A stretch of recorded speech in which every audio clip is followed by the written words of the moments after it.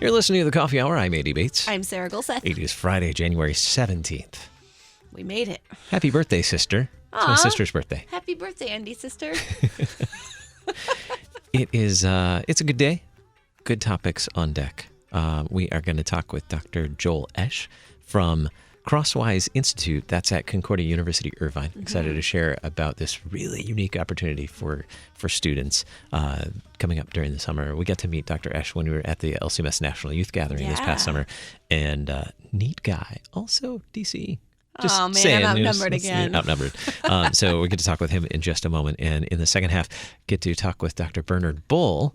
I had a great conversation with him recently about setting goals. Did you set goals for 2020? I did, actually. Oh, man, you're ahead of me. Well, I want to spend less time on my phone by doing other things, like actually interacting with real people in real life. Oh, there we go. And you did reading mention audiobooks. that. Yep, those are my goals. That.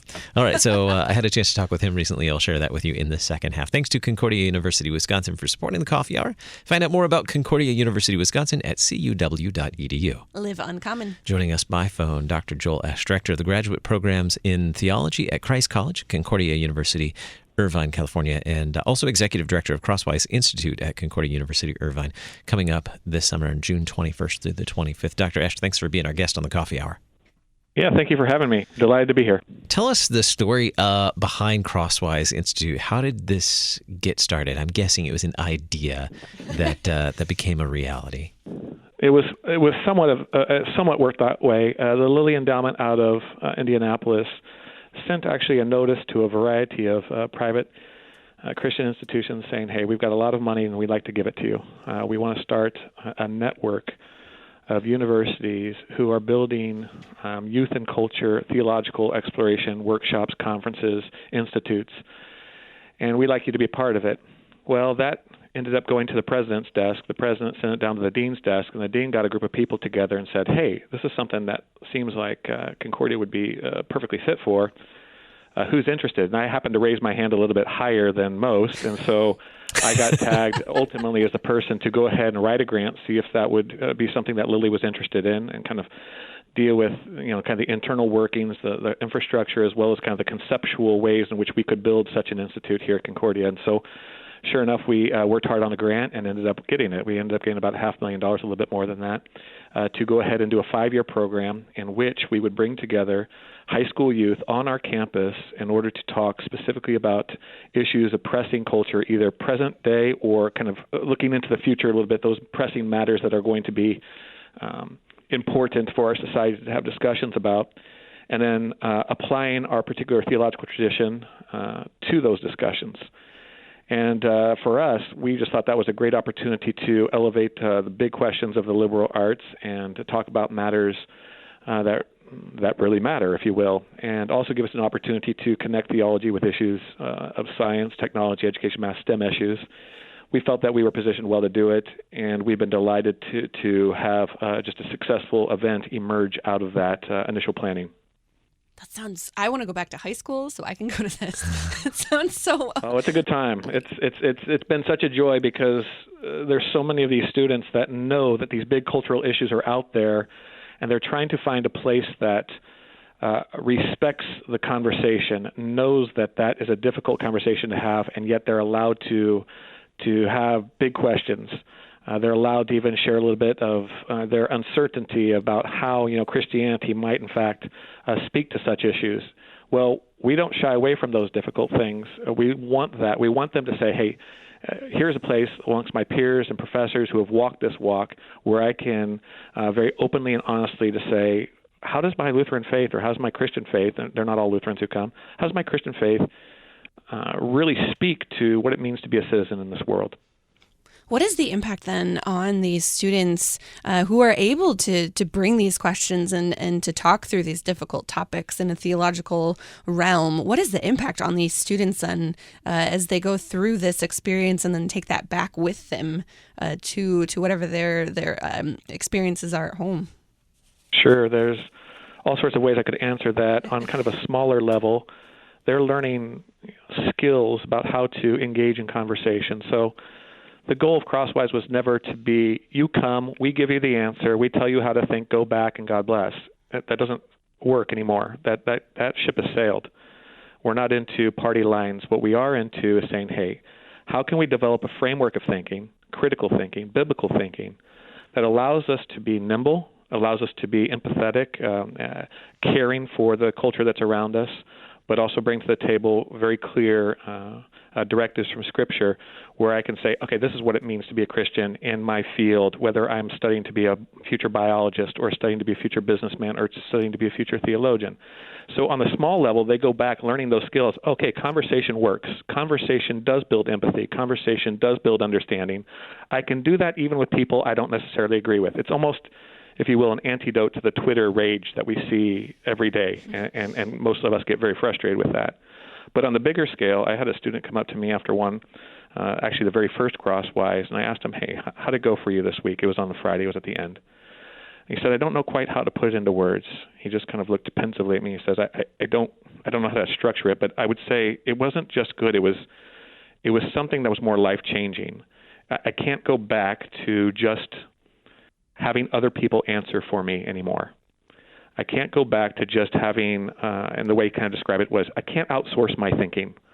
I've got to be able to take responsibility for the major issues that are out in front of me. I can't just hide in a corner. I can go ahead and engage them. I can go ahead and get in a conversation with those people. I can also be firm and secure in my faith to know that Jesus is still the answer. He's still the resurrected Son of God, and that matters. And that matters for all of us in all parts of our life, including these cultural issues that are so prevalent. Man, wow. I know. Is there an adult version of this? That's what I'm not. Part of the joy is that we get to create the event so that we can enjoy it ourselves. And so being on the leadership team, we get that great benefit of kind of constructing the narrative arc of the week because we can't wait. You know, last year we had one of my old professors from Yale University come on out. He said yes, and he did a great exploration on the nature of forgiveness. And I found myself remembering why I loved listening to him as a professor, learning a great deal about his a great deal from his intellect, and how we can apply some of the things that he's picked up over the years and his experiences towards what the nature of forgiveness looks like today. And so, yeah, you hit on something. The adults love it, and we often have professors kind of accidentally wander into our sessions so that they could enjoy some of the stuff that's going on there too. What have you learned from the students who have participated in in Crosswise Institute? What are some of the things maybe that surprised you or maybe something you were hoping for and you saw it happen? Oh, that's an easy one for me. It's very easy to get cynical. It's very easy to pick on millennials, and I do it too. It's very easy to pick on the present generation. In fact, it's probably past millennials, but you have kind of this arrogance of the old, if you will. There's both arrogance of the young and arrogance of the old, but I experience it when I look at younger going, they're not going to care. How are they going to get engaged? Or maybe they're going to get engaged a little bit, but they're going to wait for the next entertaining thing.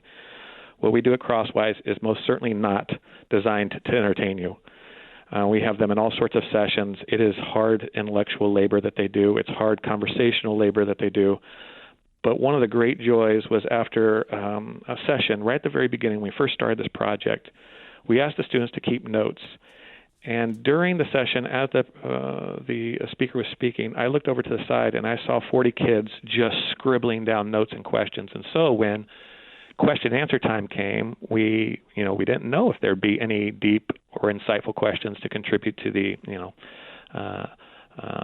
project. And sure enough, 15 hands went up.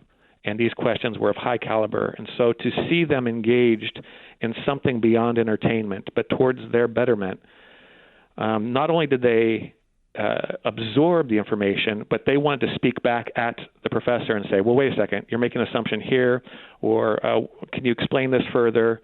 It's active learning that we saw, and that was delightful to witness. It's just all of this, the learning critical thinking, how to... I'd like to do that. Yeah. Learning how to analyze and to have empathy in conversations and to be able to think on your feet is so important. And it's a skill that I think a lot of times gets overlooked in high school and college classes where I mean, back in my day, way back when. It's not far as mine. I would sit in a class and I would learn information and I would put that information back out on a test. But sometimes you miss that ability to think critically and to come up with these questions and to push back a little bit. And that skill, I think, is so important. It's to be able to do that as an adult in a respectful manner, in an empathetic manner. It's just fantastic. It's a really good point that you're making because from the very beginning, Crosswise, we had to kind of conceptualize what we believe people to be, what we believe these students to be. If you think of a student as a receptacle for information that you just fill up and then send out, you're going to have a particular telos or sense of flourishing that comes as a result of that. But we don't believe it that way. That's why we intentionally said, rather than starting with our theological positions and then try to pigeonhole what we're seeing in the culture into structures we've already built for it, we think that was the wrong way to go. So instead, taking that conversational motif, we decided that these students can be conversational participants in culture and faithful Christians at the same time. And so what we do is we start with the cultural conversation, and we'll bring theology to bear later on in the week. But if you don't have that kind of act of good faith of hearing what the issue actually is from people who are absorbed in it, then I kind of think you're setting up the game, and I don't want to rig it. I want the educational enterprise, the conversational enterprise to work itself out naturally. So to give you an example of that, our very first Crosswise experience talked about heady things, transhumanism and technology. Well, we had an actual transhumanist be our opening speaker, someone who actually was the libertarian candidate for governor out here in California, a guy by the name of Zoltan Istvan, and fascinating fellow, but he's not a believer. And we told them, hey, you're going to experience things at Crosswise that are going to cut against what you've been taught. And now you have to practice evaluating that. You have to practice getting into a conversation with those people in order that you might, with empathy, understand their position, but also see their position through critical eyes that are given to us by the Bible and through faith. And so we think that that's particularly useful, and we find that that's particularly rare as summer camps go, if you will, summer events. Who can attend Crosswise? We only have just about a minute left. Who can attend Crosswise Institute, and how do we get them there? Sure. Anyone who's in high school right now, so the 4 years of high school, freshman through senior. The best way to learn about Crosswise is to go to the website. It's cui.edu/Crosswise, and that will show you images, videos, testimonies from past events, and then specific information about this year's event where we focus on politics and the vocation of the citizen. And so we're going to take on that topic this year. But you can do nomination forms where pastors or DCEs or youth ministers can nominate particular students, and then we get them that information. There are travel scholarships available. Last year, I think we had 11 states represented. I might be low on that. I think 11 states were represented, though. And so you don't have to be a Lutheran, but again, the website is the best way to connect with us. And we'll provide the link in the program notes today as well. Dr. Joel Oesch, Director of Graduate Programs in Theology at Christ College, Concordia University, Irvine, and Executive Director of Crosswise Institute, coming up June 21st through the 25th at Concordia University, Irvine. Dr. Oesch, thanks so much for being our guest on the Coffee Hour today. Thank you so much for having me. I'm Andy Bates. I'm Sarah Golseth.